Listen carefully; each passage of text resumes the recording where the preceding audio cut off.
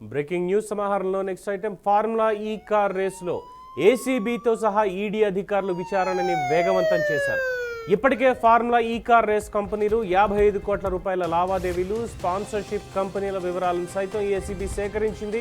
ఈ మేరకు కేసులో కీలక నిందితులుగా ఉన్న బీఆర్ఎస్ వర్కింగ్ ప్రెసిడెంట్, మాజీ మంత్రి కేటీఆర్, ఐఏఎస్ అరవింద్ కుమార్, హెచ్ఎండిఏ మాజీ సీఈ బిఎల్ఎన్ రెడ్డికి నేడు లేదా రేపు నోటీసులు ఇచ్చే అవకాశం ఉన్నట్లుగా తెలుస్తోంది. కాగా బీఆర్ఎస్ సర్కార్ హయాంలో హైదరాబాద్ వేదికగా జరిగిన ఫార్ములా ఈ కార్ రేస్ నిర్వహణలో పెద్ద ఎత్తున నిధుల దుర్వినియోగం జరిగిందంటూ వచ్చిన ఫిర్యాదుపై ఏసీబీ కేసు నమోదు చేసింది. అయితే కేసులో అప్పటి మున్సిపల్ శాఖ మంత్రి కేటీఆర్ పేరును అధికారులు A1గా చేర్చారు.